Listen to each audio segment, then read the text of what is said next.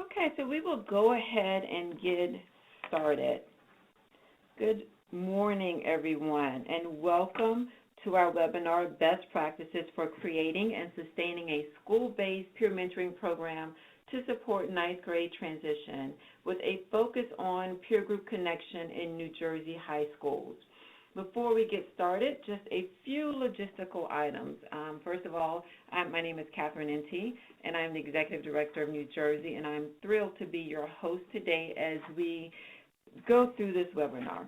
For our time today, we'll first share a little bit about who we are, the Center for Supportive Schools as an organization, share a little bit of context about our work in New Jersey, and then we'll spend some time learning about effective peer mentoring practices that create and sustain a school-based peer mentoring program. And we'll also focus on peer group connection at this time as an example of effective peer-to-peer mentoring model. We will also watch a short video, about 3 minutes, that will help us better understand the program and get a firsthand account of how it is working in a few of our New Jersey schools. And we also have some guest speakers with us today. We have our colleagues in Hightstown and our colleagues in Camden that will share some of their firsthand experiences with PGC and peer mentoring. While we're going through the presentation, as I mentioned earlier, the sound quality is better if you can join via phone instead of joining via the computer audio. There's always a little bit of background noise, so we have everyone on mute. And my colleague Anna is joining us today, and she will be muting and unmuting our facilitators and our panel that is with us so that they can speak as needed. Since we only have about an hour, maybe about 50 minutes for this webinar, we won't have time for a formal question and answer period. So if you have any questions that come up, please feel free to use the chat feature at the bottom of your screen. Type in your question and send it to either all of us or directly to the chairperson or directly to myself. And we will try to answer them as we go along through the presentation, or we will definitely send out follow-up communication that will contain all of the answers to the questions. There will be a quick survey at the end of the webinar, only about 2 minutes. Please feel free to offer your feedback using that survey. This webinar will be recorded and also placed on the Center for Supportive Schools YouTube channel as well. Okay. So welcome, everyone, and we will get started with some welcome and introductions. So again, my name is Catherine N.T. I'm the Executive Director for New Jersey at the Center for Supportive Schools. I recently celebrated my 1-year anniversary with CSS, and I'm thrilled to be here with each of you this morning. As I mentioned, we are joined by some of our colleagues, starting with Hightstown. Bill, if you could introduce yourself and then have your peer leaders introduce themselves as well, that would be wonderful.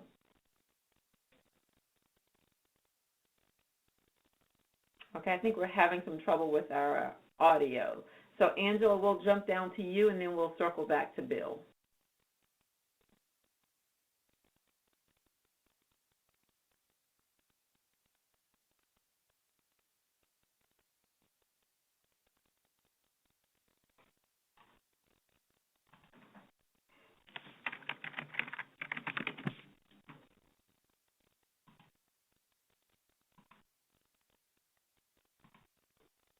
All right, so we're having a little bit of technical difficulties. Angela says she's calling back in now. She was disconnected. So we are joined by Bill Camps, who is our PGC co-advisor in East Windsor, New Jersey at Hightstown High School. We will also have with us joining today Angela Yelverton, who is our PGC co-advisor at Creative Arts Morgan Village Academy in Camden, New Jersey. We also have a couple of peer leaders from Hightstown joining Bill that will also be sharing their experiences as well. So we're excited to have them. We're going to keep moving forward just a little bit, and we will circle back to them as soon as we've worked out some of the technical glitches that we are experiencing so far with our sound. Bill, are you there? I am here. Okay, great. So, Bill, could you introduce yourself and then have your students introduce themselves as well? Sure. Well, again, my name is Bill Camps. Hi, how are you? Everybody there? We're here. Oh, okay. I'm a history teacher here at Hightstown. I've been here for about 13 years, and I just started with doing the co-advising for PGC last year. So this is the second year our program's been in place here at Hightstown. And I have three students here with me. I'll let them introduce themselves. Hi, I'm Hayden Klein. I'm a senior PGC leader. I'm Lovely Mora, an awesome PGC leader. Hi, I'm Taylor Fox, and we're all PGC leaders. Okay, welcome Bill, and welcome to our PGC peer leaders and we thank you so much for participating today and sharing your experiences. Angela, are you there? Yes, I'm here. Okay, Angela, can you hear me? Could you introduce yourself as well? Yes, I'm Angela Yelverton, a teacher at the Creative Arts Morgan Village Academy. I am a second-year advisor with the PGC group. I will shortly be joined by two of our seniors who were our peer leaders last school year. Okay, great. So thank you, Angela, and thank you, Bill. And we are looking forward to learning more about how the program is working at your school and sharing some of your best practices as well. So just a little bit about who we are. The Center for Supportive Schools, formerly known as the Princeton Center for Leadership Training, is a nonprofit organization that has been working and partnering with schools across the country for over 35 years. Right now, we have offices in New York City, of course, New Jersey, in Maryland and Delaware, and also in North Carolina. We have worked with hundreds of schools since 1979 and touched tens and thousands of students, educators, and parents annually. We have a strong commitment to partnering with schools and communities that have large numbers of economically disadvantaged youth. And we work with them to help schools become safer, more supportive, engaging, and inspiring environments for both students and also for educators as well. And throughout our work, one of the things that we have seen over the years is that those transition years, when students are transitioning from elementary school to middle school, so from 5th grade to 6th grade, and also when they're transitioning into high school from 8th grade to 9th grade, those are critical years in a student's school career that has a direct impact on how successful they're going to be in high school, and also impacts how successful they're going to be in college and beyond.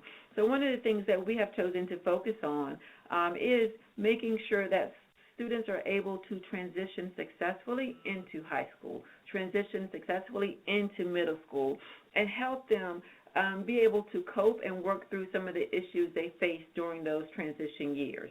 But let's hear directly from our guests today as to what they see as some of the most pressing issues facing students today as they start to make that transition into high school. For our webinar today, we're going to focus mainly on transitioning into high school. So Angela, could you kick us off and tell us what do you see in Camden as some of those pressing issues facing students as they make that transition? One of the most pressing issues is just the importance of school and valuing education. Being in an inner city environment, students are faced with a lot of challenges that they may have in terms of their parents not being educated, brothers and sisters may not have finished school, so school is not a priority in their family, school is not a priority in their community. So just getting them to take a valued interest in being educated. Additionally, just having that social identity, being comfortable with who they are, who they want to become, and not having to fall into any of the stigma of the inner city or falling into any of the negative behaviors that confront them every day. So those are probably two of the challenges the students are facing today, wanting to be successful but yet not being accepted in their communities, and then the balance of the importance of educating themselves. Great. Thank you, Angela. Thank you. So, yeah, what I heard was, having that social identity, really trying to become self-aware as to who they are, and then making education a priority for them. Bill, would you like to weigh in on what some of those issues are that you see in your community as well? Sure. I think what I see most is I think just a lot of pressures and a lot of anxieties kind of placed on the students. There's a lot of whether it's students coming from even relatively successful family backgrounds, there's still a lot of pressure to perform. Sometimes with students who have economic disadvantages, they've got to think about balancing school along with jobs, along with taking care of maybe younger siblings. So I think it's the balancing act of like, this is one more thing that's changing. How do I adjust to this new reality of high school, but at the same time, I still have all these other things that I have to be thinking about over the course of a day. And that doesn't even get into the social and the dynamics of friendships and social media and sort of all those things that tend to play a role in the day-to-day life. Right, thank you. Now, Bill, how does a program like PGC help to address some of those issues? I'm sorry, you're asking me? Yes. Okay. So I think for us, what we try to do then is empower the seniors to be able to meet the freshmen on their level, right? They've been through it. In some cases, they're still going through it, right? The pressures don't necessarily go away when you become a senior. They just change. And so in this case, allowing them to kind of be authentic, to be honest, to not necessarily come in as a person to fix their problems, but to come alongside them and give them an outlet to process. And sometimes just being able to be heard can really help make it feel like it's a more normal, more manageable task. Right, great. So just having a student, not necessarily an adult, but a student that is meeting the freshman students where they are and being able to relate as someone has gone through some of the same issues and challenges that they are facing as well. So thank you for sharing. To our student peer leaders, is there anything you would like to add to either one of those questions? I also think that it's not just also, like, schoolwork is true, but I feel like some kids don't know the opportunities that are, like, available to them. Like, they don't know about the extracurricular activities that go on after school and sports that they could be involved in. That just not also helps, like, them academically, but also, like, socially and, like, get more involved in the school as a whole and, like, meet new people and just, like, find their interest in the high school. Great, thank you. Thank you. Thank you. And that's actually a great segue. So having students be engaged in school is a profound weakness that really shows up during those transition years.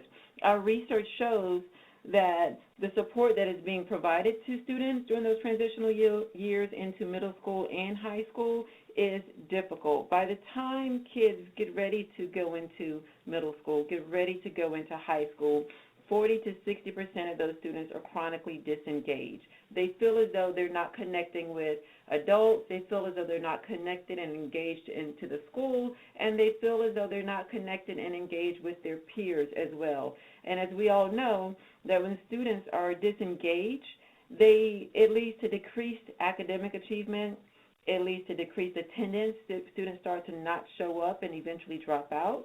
There is an increase in the number of disciplinary issues that happen, and all of this ultimately leads to kids actually dropping out of high school. So the more support that we can give them during those transition years, the more likely that they will be successful, graduate, and then go on to college.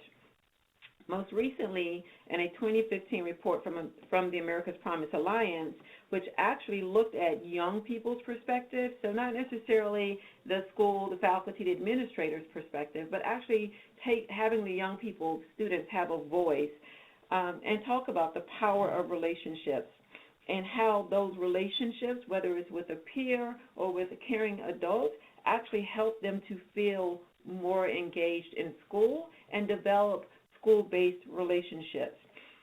As a result of those conversations, as a result of those surveys, the America's Promise Alliance actually recommended engaging young people as peer supporters, and then having strong peer relationships at schools could actually manifest itself in ways that help kids to stay in school, increase attendance, and go on to make them successful in college and beyond. So the more that you can leverage relationships, positive relationships between students and their peers, the more likely children, students, and kids are to succeed in school. So Angela, would you share a little bit about your experiences with using the peer mentoring model and what have been some of the benefits at your school?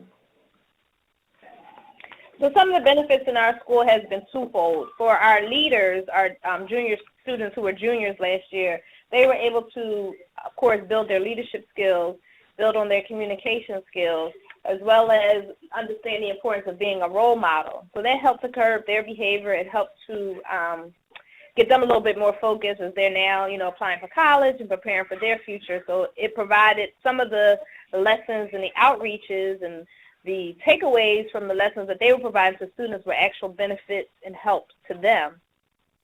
For our freshman students, it helped them make a better connection, all those things that you mentioned about feeling important about school, feeling engaged in what was happening, as well as having an opportunity in a forum to kind of express their concerns, express their questions, or if they felt like they were having a problem, they were able to talk to students who were, either encountering some of the same teachers or just in a very recent past had some of those same teachers, and so they were able to make those connections to understand how to handle talking to teachers, how to handle the peer pressures of work. We are a performing arts school, so many of the students are trying to succeed and excel in their arts areas. How do they manage and balance their time? So when they see some of these peer leaders doing the same things that they're trying to do, it helps make a better connection for them. It gave them a sense of belonging and a sense of importance, our ninth grade students. They knew that there were another pair of eyes or another pair of caring persons in the building who, hey, I missed you yesterday. I noticed that you weren't in school, or would just stop and pass them in the hallway to say, how's things going? How are you feeling today? So they felt that more personal connection, that somebody was actually looking out for their best interest. So again, I say that it was kind of like twofold, building those leadership skills in our students, in our peer leaders, pardon me, and for our freshman students to feel connected, to feel belonging, and then to have another person or persons that they could go and talk to share their concerns with.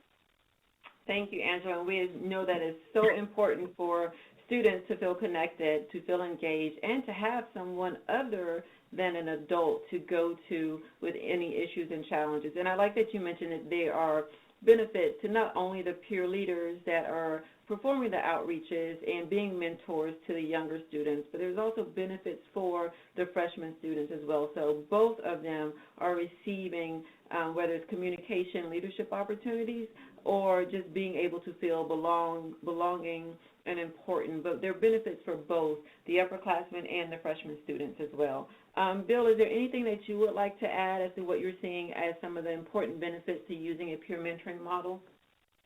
The only thing I would add, I think I agree 100% with what Angela's seeing. I think is exactly what I see at Hightstown. The only thing I would add maybe is that, as the school becomes aware, and they're like, that there's this program, and we've had some other programs in place prior to this that were more volunteer, but now that this is sort of an established part of not just our curriculum, but as a part of our rhythm of our school, I think the more and more that becomes aware, administrators are now aware, so they're going to likely come to us. Guidance reaches out, so it helps create a network of positive factors now. There's people who can now speak into students' lives at different levels. And so these students now have an opportunity to become part of that network. So they're contributing not just to those individual freshmen, but to a climate that is positive and ultimately will benefit everybody. If they feel like, the school environment is a good place for them, that permeates out beyond just the immediate freshmen we're reaching. Right. Thank you, Bill. So, so this idea of creating a positive school climate and while creating this network of people that are invested in the lives of young people and being able to speak to them at various levels. So that is fantastic. But with any program, there's also some risk associated with it. And so what are the risks associated with a peer mentoring model that we've seen? And one is that mentors and mentees may not fully understand their roles. Sometimes juniors and seniors, they are still students, they're still teenagers, so they may lack some of the life experience and wisdom of adult mentors. And sometimes they may feel, mentees, the younger people may feel intimidated and awkward until we're able to build those relationships. So that means that there's going to be some coaching and some skill building that needs to happen on the part of the peer mentors, or as we affectionately call them, our peer leaders. And there could be some negative role models modeling. There's always a danger that teenagers will model negative behaviors and sometimes model negative attitudes for their mentees. So again, just making sure that the peer mentors and the peer leaders is feeling supported and understand what it means to be a role model. And then even though we are providing the peer mentors with a structure and curriculum that enables mentoring to take place consistently and effectively, there's often a time that the quality could be and the consistency could be challenged if it is not ingrained into the fabric of the school. So if it's an after-school program versus a daily leadership course for credit, there's a chance that maybe someone might not show up during after school, or maybe the quality tends to lack a little bit, and some other issues arise. So all of that to say, with any program, there are some challenges, but there's some things that we can do to mitigate against those challenges. And anytime you can have a cross-age peer mentoring relationship, it can be a really powerful form of youth development and student engagement. But it can't be left up to its own devices. There needs to be some structures and supports that is placed around the program in order for it to be successful. So those are some of the challenges that we've seen when you start a peer mentoring model and don't necessarily have all the structures and support in place. Bill, have you faced any of those challenges in Hightstown with your peer mentoring program? And if so, how did you address or overcome those challenges? Or are there any other challenges that have bubbled up for you all in Hightstown? Sure. I'll probably at some point, if it's okay, let my students speak about some of the awkwardness with the freshmen. I think that they could probably answer that better than I could. I will say we have been particularly privileged to have both this year and last year really a very solid group of leaders, and that has been something that I think we have yet to really seriously face, is like confronting a peer leader on not being fully present. I mean, I think the only other issue I would say maybe we've had is sometimes because the leaders themselves are different personality types, trying to make sure that those personality types complement each other, because a lot of times they can become antagonistic if not properly mentored by us, the advisors. So as long as we're on top of that and we understand that there can be personality clashes between the two leaders, then I think we can work through that. So I would say that's the only challenge that I've seen potentially, but I feel like we've been able to work through that. Again, I could probably let my seniors speak on some of the other elements of it, if it's okay with you. Yeah, that'd be great.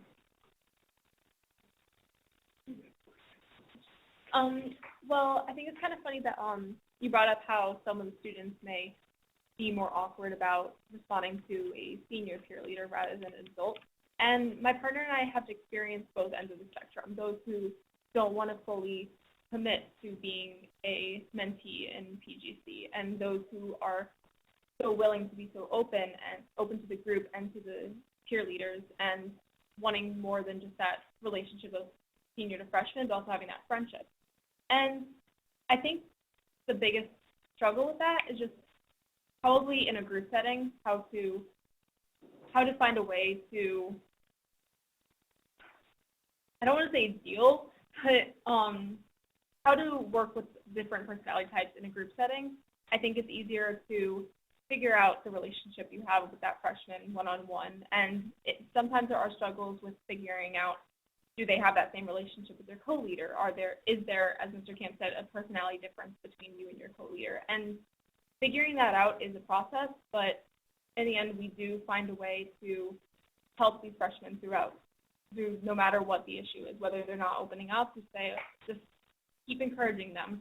And if they are open, that's a reward in itself, and you should be so glad that if they're going through a lot in their life, that they want to open up about it. That's amazing, and you always want to be there for these students. And it is always going to be an issue with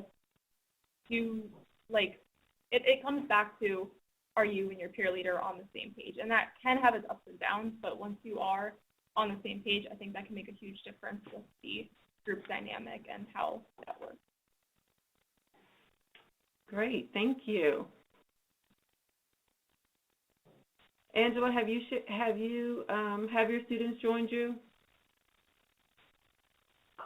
No, not yet, and they're transitioning now and period changes, so I'm hoping that they will be coming shortly. The two that I had selected got pulled earlier for a class trip, so not yet. Okay, but one of the okay. challenges that I wanted to bring about was keeping our peer leaders engaged. That mid-year retreat is an awesome idea. It's a way to definitely refresh the purpose for PGC for the leaders' sake. Is definitely a way to keep them encouraged and engaged. They started to feel, a little monotonous with the weekly outreaches and kind of seeing that it was they were kind of losing interest, and they were losing some of their creativity to keep the freshmen engaged. So that was like a challenge for us in trying to reignite our peer leaders, particularly through those winter blahs and those, days of the winter blahs, and when they weren't necessarily feeling that they were trying to making a difference in their peer leaders. So that was definitely a challenge we had to face. And then again, reminding them how much of a leader that they are and a role model, and how students look up to them. We are a uniform school, and uniforms are really pressed here in this school, so we're keeping them reminded and engaged about wearing their uniforms is very crucial and very critical and an important aspect for us for peer leaders.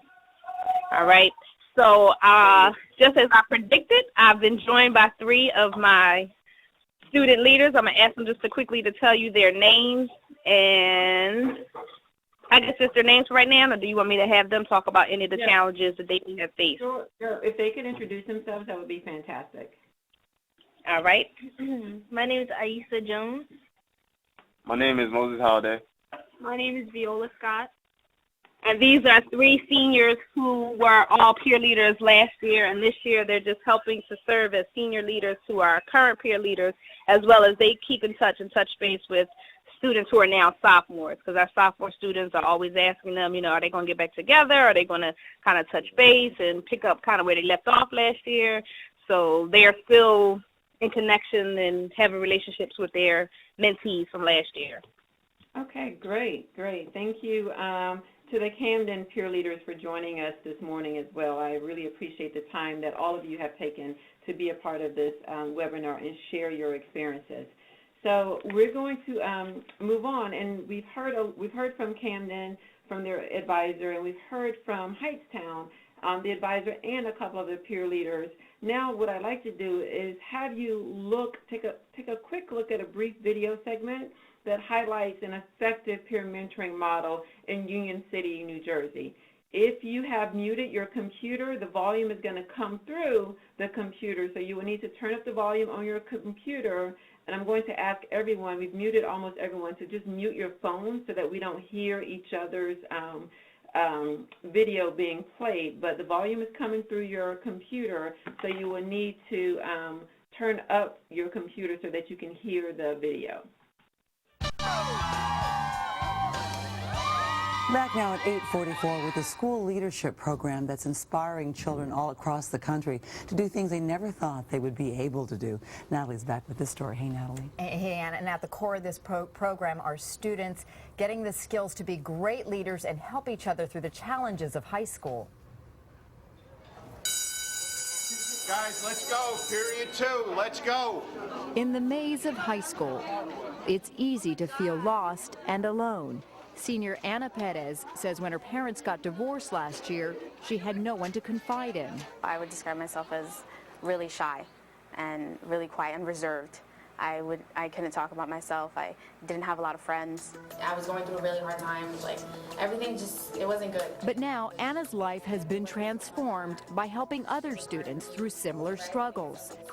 It's part of an innovative program called the Peer Group Connection, now in over 100 high schools nationwide. How do you think that you can use what you did and push it to the next level? Senior peer leaders like Anna take a class in leadership skills. Do you guys agree with that? Then use those skills to mentor small groups of freshmen. You feel good about yourself, and it's empowering to be put in a position where people look up to you, and they really do. Here at Union City High School in New Jersey, Anna and her co-leader, Tito Garcia, meet weekly with their freshmen, helping them with everything from schoolwork to peer pressure to relationships. A lot of the kids in our groups have family problems. Some of them don't have people to talk to at home. That's when I feel about to start crying. It's their time to just talk about anything that they want. They feel like they're being noticed, and they feel like they have someone to go to. And the benefits are amazing. Studies show freshmen in peer group have better grades, higher attendance, and fewer discipline problems. Even more profound are the rewards for the seniors. Overwhelming sense of pride in myself, and because I would have never thought this, and I would have never thought I would be a leader. Tito says before he was a peer leader, he rarely opened up about anything. Life at home was tough. His family of 5, all living in this tiny one-bedroom apartment. His father worked 2 jobs and was rarely home, leaving Tito feeling disconnected. But being a peer leader taught him how to communicate and express his feelings, skills he's used to get closer to his dad and model for his kids. A few of my freshmen, they don't have relationships with their father, and they want to do something about it. And I think that's where I can come in to place, because I'm doing that for myself. And he's not the only one cheering. Last month, over 500 peer leaders and alumni from across the country gathered to celebrate the program's success and its creator, Sharon Rose Powell, president of the Princeton Center for Leadership Training in New Jersey. We're calling this conference Leadership for Life because studies have shown that the graduates of our peer leadership programs have better communication skills, not only in high school, but in their professional lives. At the conference, I had the honor of moderating a panel on leadership, which included former peer leader George Hegeman.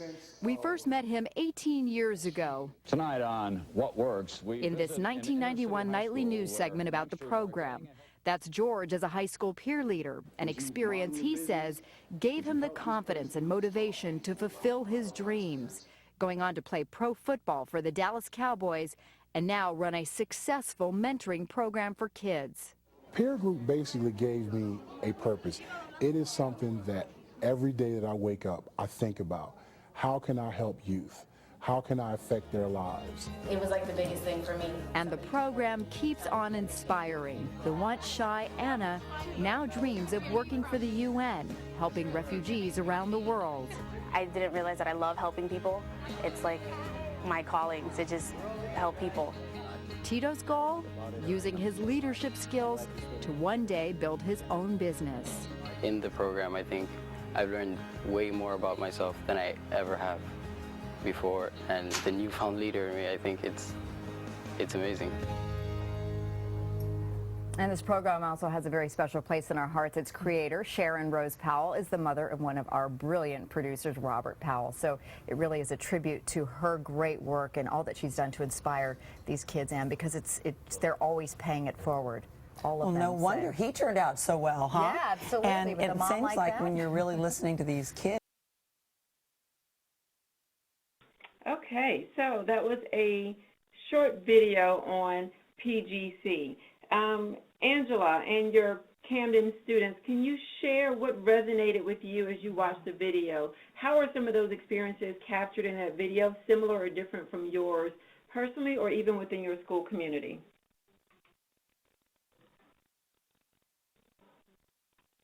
Were you asking us that first? Yes, I'm sorry, yes. Whatever you want to answer. What resonated, what was significant in that video? You can go first. This is Aisha. What I feel resonated with me, the experience was similar. Going through the mentoring program, actually being able to help people go through their problems, it was kind of, like, it made you feel good about yourself that you can actually make a difference in somebody and kind of change their ways or help influence it in a positive way. So I noticed that happened in the video as well, so I think that's a big similarity. Great. Thank you, Aisha. You're welcome. So this is Moses.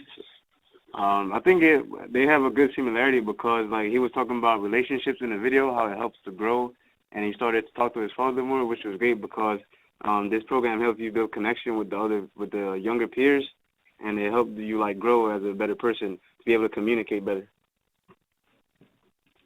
Thank you, Moses. Increasing your communication skills, not just with your peers, but also outside of school as well. So thank you. This is Viola, and like the others said, it was really good in showing how it can help you learn to make relationships, because you're not just teaching the younger kids, you're teaching yourself as well how you can use these not only in relationships with other peers in your school, but also with adults and future employers and stuff like that.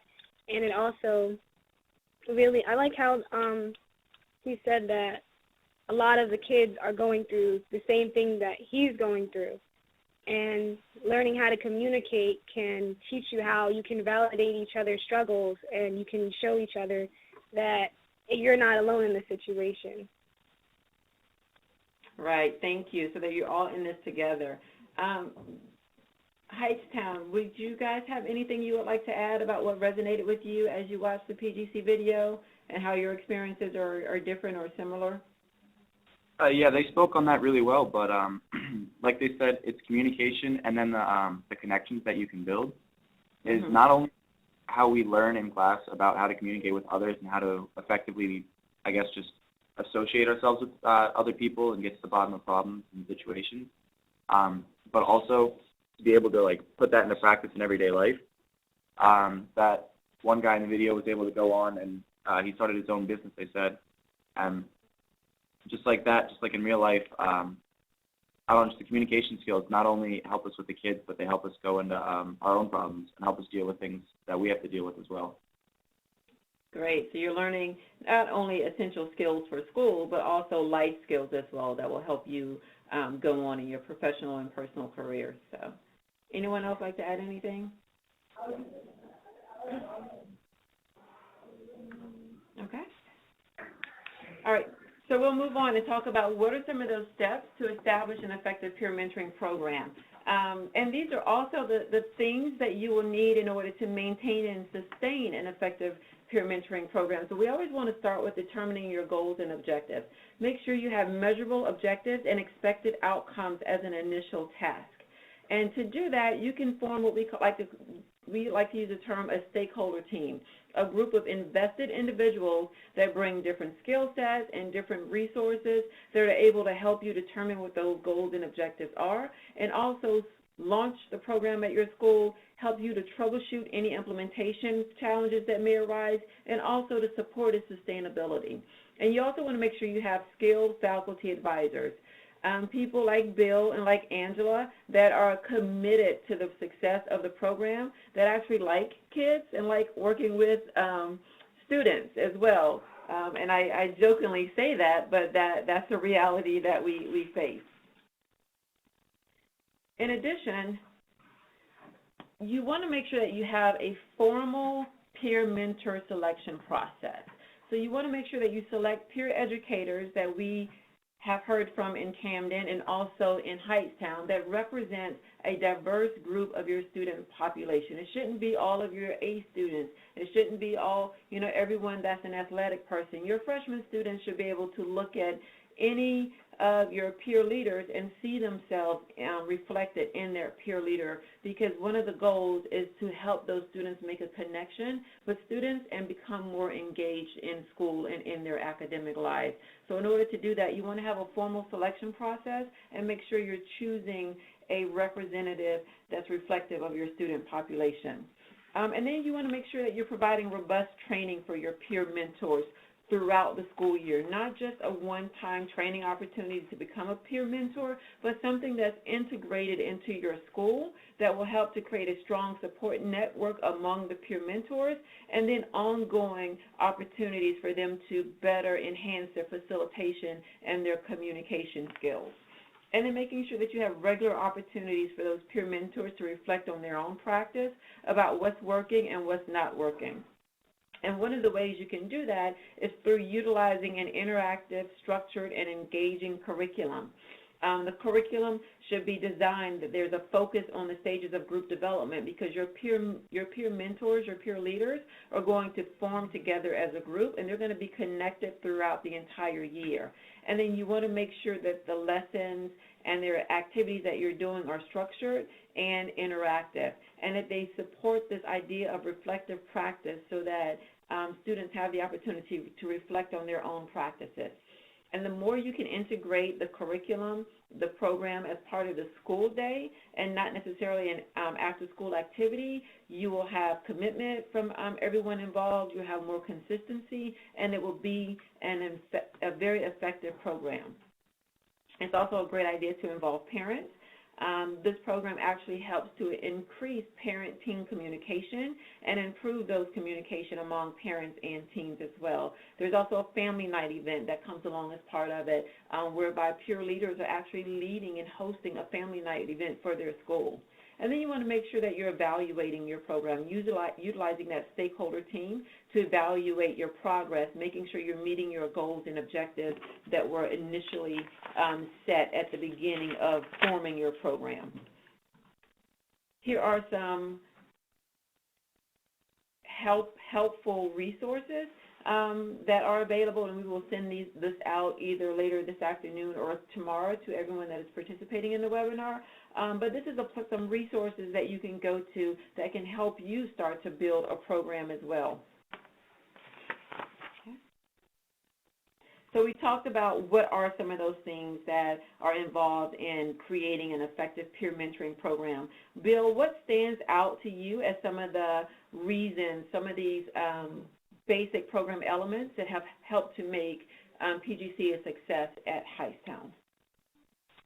I guess the one thing that I heard in what you were just talking about is definitely the selection process. I think that, you know, it comes down to very tough choices, but sometimes it's really also a gut decision as you're going through the interviews, and really trying to make sure that we, as you said, kind of bring in a very diverse group. And for us at Hightstown, we're actually a very diverse school, but that doesn't always just apply to ethnic and racial diversity. It applies to economic diversity, you know, and as you said, like extracurriculars. So we really, again, I feel like our team this year, especially of our 14 seniors, are really coming from a very broad background in terms of their interests, in terms of, again, their family backgrounds, in terms of language backgrounds. And so that gives us the ability, I think, to reach more students that way. So for me, like that is always priority. And sometimes that means having to disappoint people whose hearts were into this, but we also needed the group that we felt could benefit the school the most.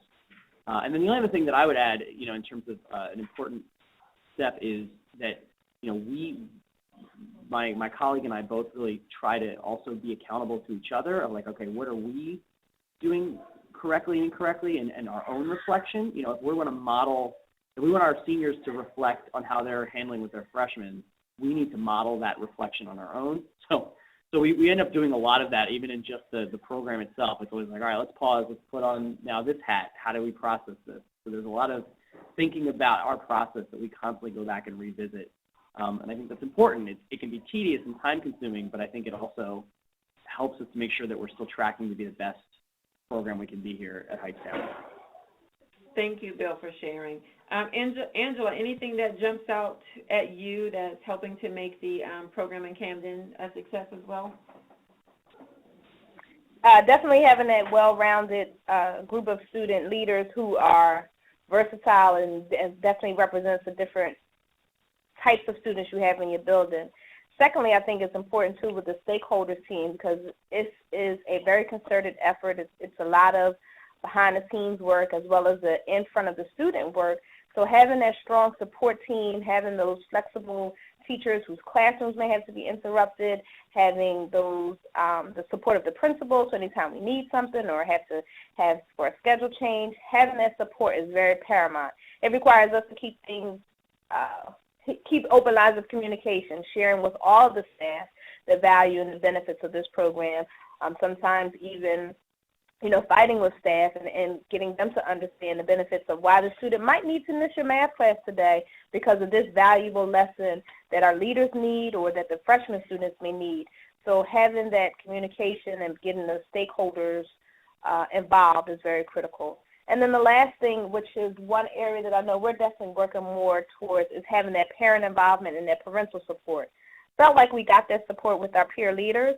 Of course, their parents had to sign off on them going for the overnight retreat and understanding the value if they need to stay overnight or why they might not be wearing their school uniform because they're wearing their PGC shirts. So I think our peer leader parents understood the value and the importance of what their child was being involved in. Not quite certain that our freshman parents understood the value or even were aware of what their children were involved in and how this is a beneficial program, how this is an extra supported program. It's not part of the regular curriculum, but something that's extra that our school took on so that their child can be successful.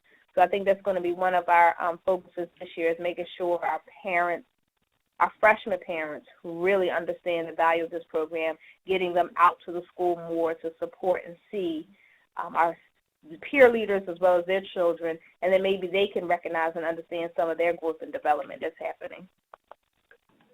Thank you, Angela, and thank you, Bill. Both shared some very valuable points, so thank you so much for sharing that. The other thing that I will just add is that Angela and Bill have both been talking about peer group connection. Although we're focusing on effective peer mentoring practices, we are specifically looking at how PGC relates to this model and how this is an effective peer mentoring program.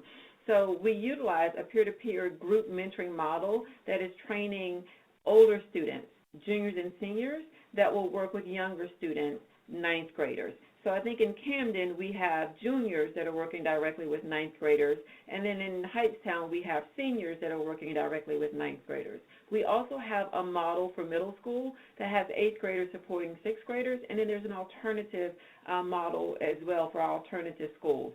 But all of these programs utilizes a distinct and developmentally appropriate curriculum that is engaging and structured. And if you want to take a visual look at this model, there's a stakeholder team that we referenced, and I heard Angela say their stakeholder team is providing additional support for them. But within that stakeholder team that's made up of administrators, faculty, parents, and students, there's a stakeholder team coordinator that acts as a liaison between the school and CSS that helps to keep everyone informed of what's working and what's needed, what trainings are upcoming, and what's going on at the school and how CSS can help to support them. Then you have your two faculty advisors. Examples include Bill and Angela. They're co-teaching. They each have a co-advisor that is working with them to co-teach a daily peer leadership course that is actually part of the curriculum, that's part of the student schedule, part of the school day that the peer leaders actually get credit for. There are 16 to 18 peer leaders that are chosen to become peer leaders for the school, and they work with the same group of 10 to 15 freshman students throughout the year on various topics, various issues related to transitioning into high school. I am going to skip the next panel question just for the sake of time, but some of those topics that those peer educators, peer leaders are working with their freshman students on are what you see here: goal setting, coping skills, decision making, stress management, conflict resolution, all of those things that are important to their success as a student and also their success beyond high school into college and into their personal life. What's nice about this is that these are also life skills, skills that they're going to carry with them for into their next journey, whether it's, going into high school now, going to college, or going into the workforce. These are all skills that are important to them in order for them to be successful. So at this time, I would like to turn to our peer leaders at Hightstown. If you guys could share some of the successes and challenges you've experienced so far as a peer leader, that would be wonderful. Oh, well, in my peer group, we have some kids who obviously have different personalities. Of course, we have more people who are more outspoken and others who are more quiet. And one student in particular who, a freshman, she told us that, well, in the beginning of the group, she was very quiet, and she didn't really, talk much unless we chose her to speak up or as in, bring her ideas into the group. And she later told us that she actually has, really bad social anxiety and that for her it's very difficult to talk in just a group setting and stuff like that. But as time has passed on, she feels so comfortable with us that she is able to express her ideas and tell us how her day is and her problems and issues. And I think that's one of the successes that I love about being a peer leader, and I've enjoyed so far. Thank you. Anyone else at Hightstown? Well, I also think we talk a lot about the successes and challenges of our relationship with our freshmen based on how we are in like group dynamics, one-on-one. But I also think one of the biggest challenges my co-leader and I have faced this year is knowing, and it is one of the downfalls of having the senior to freshman relationship, is that we still are going through a lot in our home lives, our school lives. Like, we're going through the college process right now, applying and selecting schools. And of course, we want to make sure that these freshmen are having a great transition from middle school to high school. And that's our goal, is to have their high school, like have their 4 years in high school, even if it's just freshman year, have that be a good experience for them. But we also need to know that just communicating with them, we need to know when there's a point where we can't take it all on ourselves. We have a group of 7 freshmen, and we see each other every week, but there are times in between our 2 meetings where a lot's going on with us as well, and just being able to communicate with the freshmen that, yes, we want you to reach out to us, but also understand that we both have our own things that are going on, and we are here to help you, but there also has to be somewhat of a boundary that you need to take care of yourself too. Thank you. How about at Camden? I know that you all were peer leaders last year. Would you like to share what some of your successes and challenges were? Hello? Yes. Okay, I'm sorry. Go ahead. Well, when we did PGC, we had one freshman who didn't really speak English that well, so there was kind of a language barrier. And she knew a few words, but she was really shy to talk because she was afraid she would like pronounce a word wrong or say a wrong word. So it was kind of hard to get her to open up a little bit and talk to us. But we actually got her to speak when we wanted her to read something. So at first we would I would read the card first, like there was a question on the card, I would read it first, and then I would get her to read it herself, or like I would just help her a little bit with it. But over time, she actually started to read the cards by herself, so I think that was a huge success for us. Thank you. Thank you for sharing. You're welcome.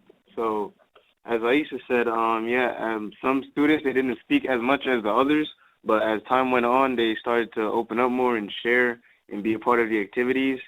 And also, the success came in when we were teaching the activities, like towards the end when we did a reflection, which they would always say is the most important part. Some students, you can see that they like took away some lessons from it that they learned from the course of the activities.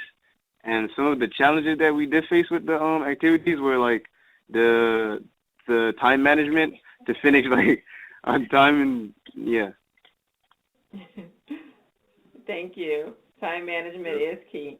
I'll also just want to reiterate that in thinking about the PGC model, there are 6 key steps, which we've also mentioned, and these are steps to establishing that program and in maintaining the program. But one of the key things that you want to do is, and I think Bill talked a little bit about this, is making sure that everyone in the school is involved. So making sure you have that collaboration with your school leadership team, because they are going to make sure that they can help you sustain your program and make sure that you have all the resources that you need.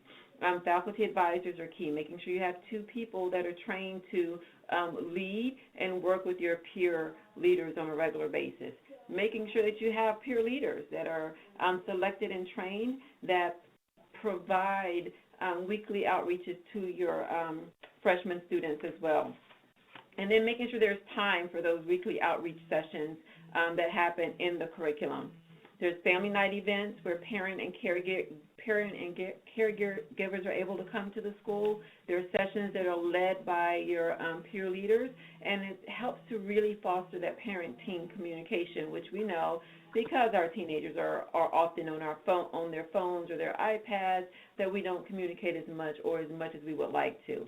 And then I think Angela mentioned the 10th grade booster sessions. We do have, so for our students that went through PGC and the 9th grade, there are 10th grade booster sessions that can be led by either former peer educators or current peer educators to help make sure that they're engaged. These are usually done at 4 key points throughout the year, not necessarily done monthly or every week as well. So if you're thinking about, I know that some of you on the webinar are considering launching a PGC program, here is some of the training and support that CSS provides. We make sure that our advisors go through 11 days of training for the 2 people that are going to be teaching the class and the stakeholder team coordinator.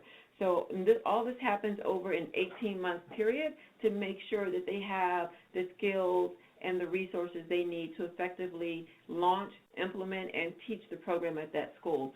Angela and Bill are both examples of PGC faculty advisors that have gone through the training. We also have a dedicated person, usually a CSS project manager or a CSS trainer, that works with the schools to provide them with technical assistance.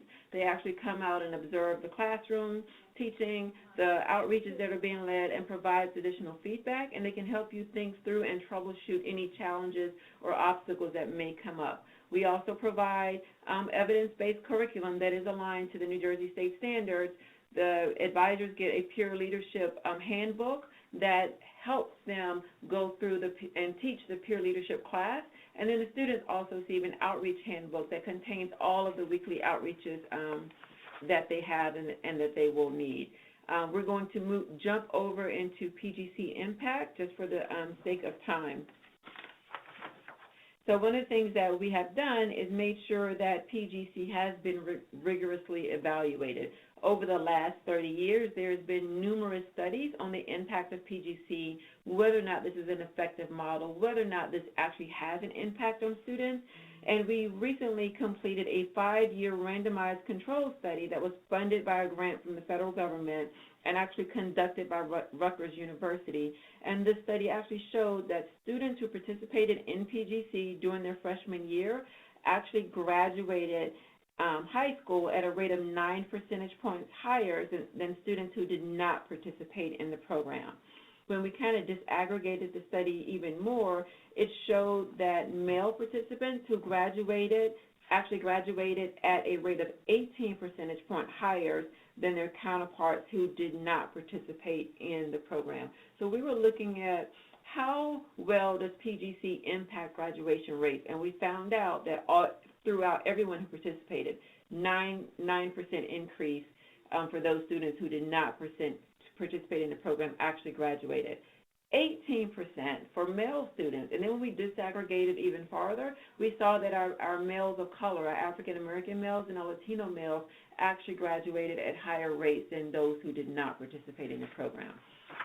So all that to say is that PGC is an effective program for peer-based mentoring that affects and directly impacts graduation rates, but also students that participate in PGC, whether as a freshman or as a peer leader, a junior or senior, actually have higher grades, they have higher on-time promotion rates, they have increased attendance, they have fewer discipline referrals, and fewer instances of fighting and suspension, and they also have improved communication with their peers and others. So this is how we see PGC showing up in our data, in our numbers. Bill and Angela, or even our peer educators, do you have any evidence from your experiences that PGC had an impact on you or had an impact on your school? So anyone can share out at this point.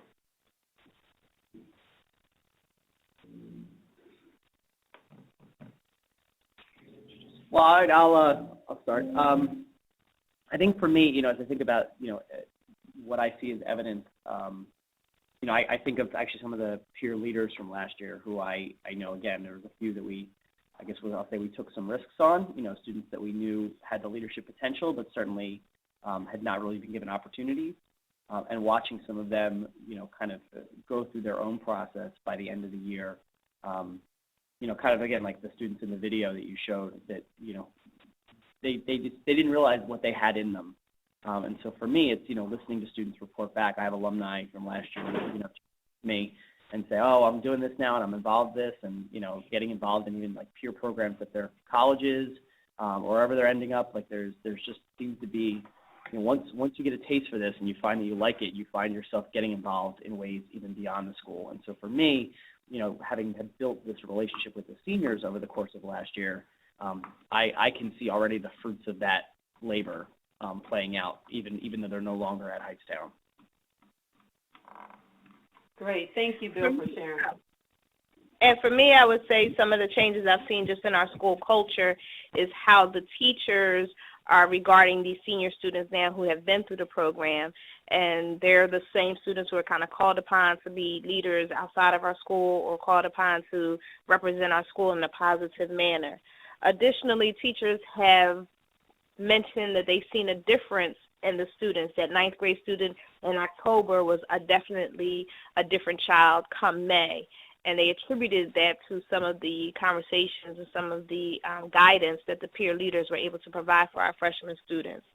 Additionally, our school now has embarked on some other programs that are being offered by the Center for Supportive Schools. Because of the success that PGC has, they are acceptive to some of the other programs and hoping that there's success in those programs as well.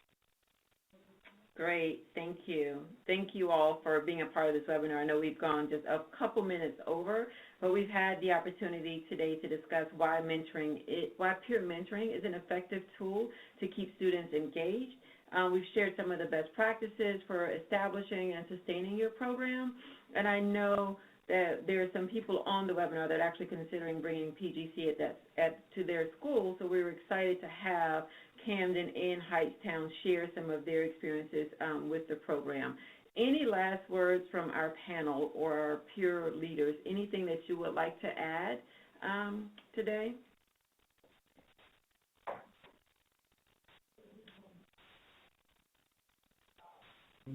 All right, Viola has something she'd like to add.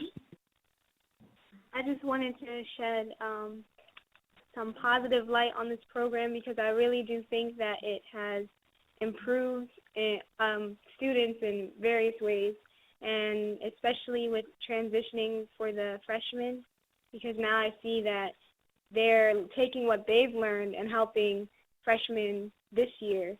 And you can see in us as seniors how much we've grown and changed from being juniors through the program.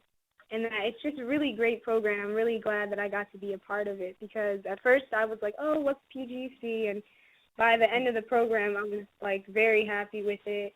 And I was really excited to teach other people and tell other people about it, the upcoming PGC leaders, because it's a great experience. And I really wanted to show them how fun and how productive you can become from being in it. Thank you, Viola. Thank you. Anyone else?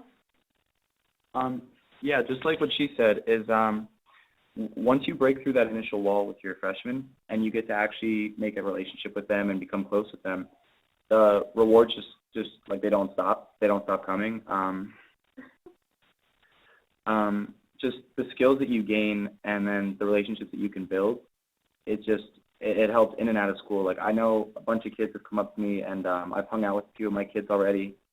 They come to me with their problems, and just knowing that I can be there for them is a reward in itself because just some of the things that are going on in this, just especially since it's such a transition period, is just huge, especially for somebody to deal with by themselves. And to be there and be able to help somebody is really nice. And I like gaining through these, like with these skills that we get through class and put into practice. They also benefit like myself in dealing with my own personal problems. Thank you. Thank you so much for sharing. So if you are interested in learning more about PGC or how you can bring it to your school, please feel free to contact me. My contact information is up on the screen. We will be happy to meet with you and discuss in detail what PGC could look like at your school. There is a 2-minute survey that will pop up as soon as we end the webinar. Please take a few moments, 2 minutes, that's all, and offer your feedback. Thank you again to Hightstown, to Bill, your wonderful peer leaders, to Angela and Camden, and your wonderful former peer leaders for being on the webinar today, sharing all of your experience. And thank you so much for all of our webinar participants. This will be recorded, this has been recorded, and it will be posted on our YouTube channel. If you would like to go there, just Google PGC Webinar and it will pop up. Thank you all, and enjoy the rest of your day. Thank you. Thank you.